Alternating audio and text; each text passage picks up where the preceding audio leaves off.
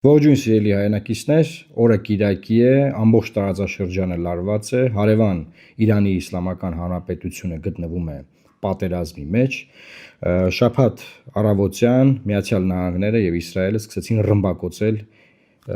Իրանի Իսլամական Հանրապետությունը։ Հստակ դրված էր նպատակ փոխել Իրանի Իսլամական Հանրապետության ռեժիմը, այսինքն փորձ է արվել սպանել ամբողջ Իրանի վերնախավը եւ արդեն ունենք տվյալներ, որ Իրանի Իսլամական Հանրապետության հոգևոր առաջնորդը Ալի Խամենեին սպանվել է իր աշխատավայրում, այսինքն ռեզիդենցիայում, որտեղից նա աշխատում է, որտեղ եղել է նրա թորնուհին, աղջիկը եւ փեսան, բոլորով զոհվել են եւ ահա Իրանի պետական հեռուստաընկերությունը հաղորդում է այդ մասին։ Մուջահեդաթ Հոսեյնի ու դայմի ու խաստիգի նապազիր ներկայացնում է, որ հաստատում է սպանությունը հոգևոր առաջնորդի, եթե տեսնում եք, լացում է պետական հեռուստաընկերության հաղորդավարը, երբ որ ներկայացնում, որ հոգևոր առաջնորդը սպանվել է, որպես մարտիրոսվել է Ռամադանի ընթացքում, այսինքն իսլամական բոլոր կանոններով ըստ էության նա զոհվել է որպես հերոս, այսինքն այդպես է ներկայացվում ամբողջ Եվրոպայում, Միացյալ Նահանգներում Իրանի ներկայացուցիչները, այսինքն մարդիկ, ովքեր չեն ապրում Իրանի Իսլամական Հանրապետությունում, ցույցեր են անում, ուրախանում են, նաև կադրեր են տարածում, որ իբր թե Իրանում նույնպես ուրախանում են մարդիկ, բայց դուք դրան մի նայեք, որովհետև ըստ էության, եթե կարողանան ընտրել նոր հոգևոր առաջնորդ, որը այսօր նախատեսվում է, որ պետք է ընտրեն, եւ պահպանեն այն պետական կարգը, որ իրենք ունեն, ուրեմն այս ամբողջ գործողությունը կարող է համարվել ձախողված, որովհետև ամբողջ գործողությունը միտված է նրան, որ ամբողջ ռեժիմը փոխվի եւ Իրանի Իսլամական Հանրապետությունը այլևս դառնա մի այլ ուրիշ ռեժիմով կառավարվող պետություն։ Բնականաբար 92 միլիոնանոց պետությունը, որ ամբողջ այս ընթացքում զինվել է, մի քիչ դժվար է ասել, թե ոնց են պատկերացնում, որ կդառնա այդպիսի, չգիտեմ, ժողովրդավարական մի պետություն, ես շատ թերահավատ եմ այս իմաստով, բայց շատերը նման բաներ են ասում։ Այսօր առավոտյան Իրանի Իսլամական Հանրապետության ռազմական ղեկավարությունը, այլ ուզում եմ ասել, որ ամբողջ ղեկավարությունը թիրախավորվել է եւ շատ-շատերը սպանվել են, պաշտպանության նախարար, գլխավոր շտաբի պետը, էլի շատ պաշտոնատար անձինք, բայց հանրապետության նախագահը կենթանի է եւ ըստ էության Իրանի գերագույն առաջնորդ ընտրելու խորհուրդն այսօր պետք է նիստ անի, որպեսզի ընտրի Իրանի գերագույն առաջնորդ։ Անվտանգության խորհրդի քարտուղարը ըստ էության ղեկավարում է այս պահին Իրանի Իսլամական Հանրապետությունը հանրապետության նախագահի հետ, ում որ չի ստացվել սպանել։ Այսինքն պատկերացնում եք 21-րդ դարում ինքնիշխան սուվերեն պետության ղեկավարությանը որոշում են սպանել, այսինքն օֆիցիալ լիդերներին որոշում են սպանել, այսինքն երբ որ օրինակ սպանում էին, չգիտեմ, Հեզբոլայի ղեկավարին եւ այլ կազմակերպությունների, դրանք օֆիցիալ պետություններ չեն համարվում, սիրելի հայրենակիցներ։ Կազմակերպություններ են, որոնք ճանաչված են ահաբեկչական, ինչ որ երկրների կողմից ճանաչված են ահաբեկչական, բայց հիմա մենք ունենք իրավիճակ, որ Վենեսուելայի նախագահը առևանգվում է, կալանավորվում է եւ պետք է դատվի Նյու Յորքում, դեռ պարզ չի ինչ դատականությունն է տեղի ունենում, ունենք իրավիճակ, որ էլի ինքնիշխան պետության օֆիցիալ սահմանադրական իշխանությունը թիրախավորվում է ուղղակի եւ սպանվում է։ Հիմա տեղի ունենում է այդ ինչ որ տեղի ունենում։ Ես կարծում եմ, որ նոր առաջնորդ ընտրեն, նաեւ նոր առաջնորդին են փորձելու սպանել եւ Միացյալ Նահանգների նախագահի հայտարարությունից ես հստակ տեսնում եմ, որ նպատակը հետեւյալն է, որ փորձել շաբաթ Կիրակի օրերի ընթացքում փոխել Իրանում ռեժիմը եւ հանդարտացնել տարածաշրջանը։ Եթե process-ը երկարի, ապա ծայրահեղ ծանր իրավիճակ կարող է լինել միջազգային առևտրի, բիզնեսի, ֆինանսական շուկաների, նավթային գազային շուկաների համար, որովհետև գիտեք, որ Իրանի Իսլամական Հանրապետության հեղափոխության կորպուսը կարող է նաև ծոցում սահմանափակել ամբողջ առևտուրը եւ ամբողջ շարժը եւ որի վերաբերյալ արվել է հայտարարություն եւ դա կարող է աստղաբաշխական թվերի հասցնել թե նավթամթերքը, թե գազը եւ թե մնացած առևտրային շարժերը։ Այսինքն այս պահին Միացյալ Նահանգների նախագահի հայտարարությունը հետեւյալն է. Իրանը հենց նոր հայտարարեց, որ այսօր շատ հզոր հարված կհասցնի ավելի հզոր, քան երբևէ։ Ավելի լավ է, որ նրանք դա չանեն։ Տեսեք Տրամպը ինչ ասում։ Ասում է լավ ինչ եղել է, եկեք փակենք, անցած լինի, բան այդտեղ ռեժիմը փոխվի, ժողովրդին զինված ուժերին կոչ է անում փոխել իշխանությունը, զինված ուժերին ասում է, եթե շարունակեք պայքարել, բոլորդ մեռնելու եք, բայց եթե չպայքարեք, կունենաք հնարավորություն համաներման, նպատակն այն է, որ ռեժիմը փոխվի, բայց արդյոք ռեժիմը կփոխվի մի իրավիճակում, երբ որ երկիրը ռմբակոծվում է իրենց բոլորի կողմից ճանաչված թշնամիների կողմից, թե կարող է ժողովուրդը համախմբվել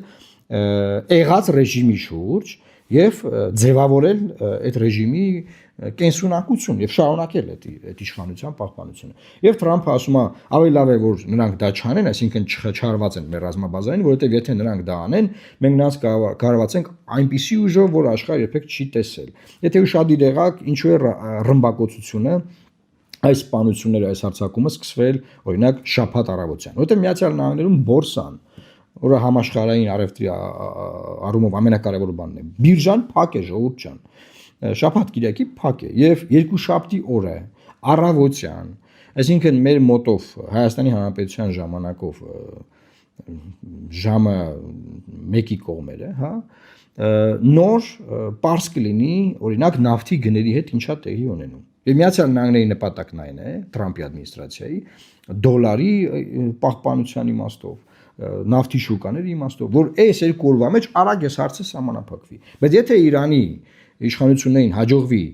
ձևավորել նոր իշխանություն եւ անդադար կռվել եւ հարվածել ամբողջ ծոցի երկրներին, որը 3 տեղի ունեցել եւ հենց հիմա շարունակվում է, այսինքն ով էր պատկերացնում, մարդիկ Դուբայում տներ էին առնում, տենց անշարժ գույքը թռնում էր վերև, բայց հիմա տեսեք ինչ է կատարվում։ Այսինքն Իրանը միակ երկիրն է պատմության մեջ, որ 1 օրվա ընթացքում հարվածել է ծոցի 7 պետությունների, որտեղ թիրախավորվել են ԱՄՆ 27 ռազմաբազաներ։ Պատկերացնում եք 27 ռազմաբազայի կարողանում է հարվածել։ Ասում են Իրանը հետամնաց, հաբանա, չեն կարող պայթած կոռումպացված համակարգը եւ այլն, տեսեք ինչա կատարվում։ Հիմա գանք Հայաստանի Հանրապետություն, սիրելի հայրենակիցներ, Հայաստանի Հանրապետությունում ինչ կա։ Ուրբաթ օրը Հայաստանի Հանրապետության վարչապետ Նիկոլ Փաշինյանը հրավիրել է ազգային անվտանգության խորհրդի նիստ։ Ըստ էության, ամբողջ տարածաշրջանի երկրները տեղեկացված են եղել հարվածների վերաբերյալ եւ նաեւ այդ թվում նաեւ Հայաստանի Հանրապետությունը կարող էր տեղեկացված լինել եւ կար անվտանգության խորհրդի նիստ։ Ինչ են քննարկել, մենք չգիտենք դրա մասին։ Այսօր Կիրակի առավոտյան նորից ազգային անվտանգության խորհրդի նիստ է հրավիրվել մարտի 1-ին եւ ելի քննարկվել են տարածաշրջանում լարված իրավիճակը։ Այսինքն Հայաստանի Հանրապետությունը պահպանել է բարեկամական հարաբերություններ Իրանի Իսլամական Հանրապետության ամբողջ ղեկավարության հետ։ Օրեր առաջ մեր պաշտպանության նախարարը հանդիպումներ ունենում այն մարդկանց հետ, Սուրեն Պապիկյանը, Իրանի Իսլամական Հանրապետությունում, ովքեր 3 առավոտյան սպանվել են եւ դեռ սպանվում են հենց հիմա այս պատերազմի ընթացքում։ Եվ այստեղ շատ կարևոր հարց կա, այսինքն ինչ պետք է անի Հայաստանի Հանրապետության իշխանությունը։ Պետքա ցավակցի, օրինակ, հոգեոր առաջնորդի մահվան կապակցությամբ, չպետք է ցավակցի։ Իրանի Իսլամական Հանրապետությունում հիմա բացվելու է ցավակցությունների գիրք, պետք է բոլորը գնան ցավակցությունների գրքում գրառում անեն, թե չպետք է գնան գրառում անեն, ինչա տեղի ունենալու։ Այս բոլոր հարցերը բնականաբար դրված են Հայաստանի Հանրապետության իշխանության սեղանին, որովհետև եթե իշխանությունը չի փոխվում եւ մնում է այն իշխանությունը, որը որ կա, որը շարունակում է կռվել մինչեւ վերջ եւ ստիպված տարածաշրջանը չվառվելու եւ ամբողջ նավթամթերքի շուկան եւ դոլարի գինը եւ այլն, այս զոհաբերությունների համար կարող է մի քանի օրից ասեն լավ, եկեք թարգենք ինչ եղել է, նորից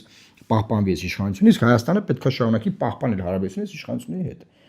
Բայց եթե հանկարծ դա չլինի եւ կարողանա ներսից իշխանությունը փոխել 92 միլիոնանոց երկրում նոր ռեժիմ գա եւ ով գիտի այդ երկիրը կպահպանվի այն իր տեսքով որը որ կա թե կփլուզվի կտորների կբաժանվի Ադրբեջանը այդտեղից ինչ կարիթավորվի ինչ տեղի կունենա սրանք կարևոր մարտահրավերներ են որ բացի պերաշկի ուտելը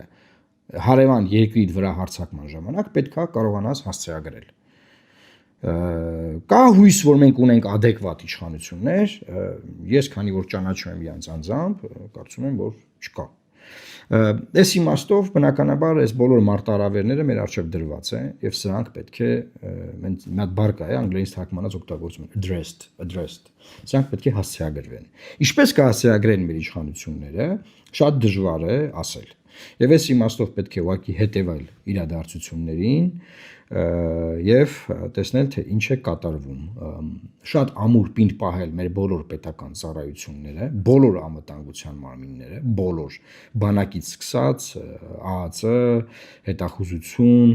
սահմանային ծառայություններ, ոստիկանություն, ամեն ինչ համար առաջինի տակ պետք է պահել հանգիստ, հանդարտ եւ տեսնել թե ինչ է կատարվում, որովհետեւ նաեւ մենք ունենք իրավիճակ, որ կարող է ունենանք շատ մեծ հոսք շուրջ 100,000 հայ մարդ է ապրում Իրանի Իսլամական Հանրապետությունում, մենք չգիտենք, մենք չենք կարող հենց հիմա կանխատեսել թե ինչ է սպասվում, բայց բոլոր սցենարները ասենց բաներով, պապկեքով պետքա դրած լինի վարչապետի սեղանի վրա եւ պատրաստ լինի Հայաստանի Հանրապետություն այդ սցենարներին ունենալ իր պլանը մշակած, թե ինքը ինչ կարող է անել։ Մի բան էլ ասեմ ու ավարտեմ։ Այն գործարանները, որ հենց հիմա ռմբակոծվում են Իրանի Իսլամական Հանրապետությունում, որտեղ արտադրում են շահիդ դրոնները եւ այլ ռազմական միջոցներ, դրանք նաեւ ըստ էության կարող են իրենց ազդեցություն ունենալ ռուս-ուկրաինական պատերազմի համատեքստում, որովհետեւ բոլորը գիտեն եւ որ այդ աջակցությունը, այդ փոխանակումը անդադար տեղի է ունեցել եւ որևէ մեկին չթվա, որ այն ինչ որ երեք տեղի է ունեցել եւ այսօր շարունակվում է եւ չգիտենք ինչքան կշարունակվի, իր ազդեցությունը չի ունենալու համաշխարհային դասավորության վրա։ Ավելին նաեւ ուզում եմ ասել բոլորին, որ շատ-շատերը որ ասում էին Հայաստան, Իրան, Ռուսաստան այս աղեղի վրա պետքա կառուցվի, այսպես պետքա կառուցվի մեր անվտանգային համակարգը, այն մյուս մասերն էլ ասում էին պետքա արևմտյան համակարգի վրա կառուցվի, հիմա բոլորը տեսնում են, եթե մենք արևմտյան համակարգի վրա կառուցենք, մենք նույնպես թիրախավորվելու ենք, Հայաստանը հիմա ռմբակոծվելու էր կոնկրետ, ոնց որ մյուս արևան երկրներն են ռմբակոծվում, եւ եթե հակառակը անեինք, հակառակում էինք ունենալու խնդիրներ, այսինքն մեր անվտանգային համակարգը շատ նուրբ է եւ մարտահրավերներով լի, այտենց միանշանակ որևէ հարցի պատասխան գոյություն չունի։ Եվ այս իմաստով նաև ուզում եմ ասել, որ մենք ապրում ենք ըստ էության այն վարքը, որ մենք տեսնում ենք, սա միաբևեռ աշխարհի վարք է, այստեղ բազմաբևեռ աշխարհ գոյություն չունի, որտեղ միաբևեռ է եւ մի երկիր որոշում է մեկ այլ փոքր իր գործընկեր երկրի հետ եւ գործողություններ է իրականացնում։ Եվ ամբողջ եվրոպական միության երկրները ինչ որ չգիտեն, դատապարտ են, ողջ ունեն, ինչ ասեն, որովհետեւ բացարձակապես որևէ բանով չպրովոկացված է, այն ինչ որ տեղի է ունենում, այսինքն մարդկանց ասել դուք ուրան մի հասունացրեք, հա, որովհետև կարող է դուք ատոմային ռումբ արտադրեք։ Իրանք անդադար ասեն, մենք չենք արտադրում ատոմային ռումբ։ Իրանք ասեն, չէ, մի հասունացրեք ուրան, դա նույնն է, որ մեկին ասեն մետալուրգիան մի զարգացրու, որովհետև դու կարող ես տանկեր արտադրես։ Եվ նման վերաբերմունք բնականաբար չունեն Հյուսիսային Կորեայի նկատմամբ։ Ինչի, որովհետև նրանք հասցրել են ատոմային ռումբ ունենալ։ Եվ եթե հանկարծ փորձեն ռմբակոծել ատոմային մարտագլխիկները կթափվեն այն երկրների վրա, ովքեր դա կանեն։ Այսինքն աշխարհում միակ մնացած կարմիր գիծը, որ հիմա կա, միակ մնացած կարմիր գիծը, որ հիմա կա, դա ատոմային ռումբ ունենալն է, մարտագլխիկներ ունենալն է։ Որտեղ եթե դա ունես, բոլոր միջազգային իրանքի կանոնները փորձում են քո հանդեպ պահպանել։ Եթե դա չունես, կարող գան ղեկավարությանդ գողանան, կարող է ղեկավարությանդ առավոտը շուտ տնեցիքով, բանով, թորնուով, երեխեքով, բանով, փեսով, մեսով խփեն, սպանեն, որ երեգա տեղի ունեցել։ Այսինքն դուք պետք է հասկանաք, սա ինչ աշխարհ է, սիրելի հայրենակիցներ, եւ մենք որտեղ ենք ապրում, ինչա մեզ հետ կատարվում։ Ես ուզեցա ուղղակի կարճ ներկայացնեմ այն բոլոր սպառնալիքները, որոնք որ կան մեր տարածաշրջանում, եւ մեզ համար ամենակարևորը հայ մարդկանց անվտանգությունն է, ովքեր բնակվում են ծոցի բոլոր երկրներում եւ հենց հիմա կարևորը մեր հարևան Իրանի Իսլամական Հանրապետությունում ամենաշատ բնակեցված հայերով եւ նաեւ Հայաստանի Հանրապետության համար թե ինչ է սպասվում։ Լավ մնացեք, մենք կփորձենք հետևել իրադարձություններին եւ եթե էլի արձագանքելու բան լինի, արձագանքենք։ Աստված պահապան Հայաստանի Հանրապետությանը։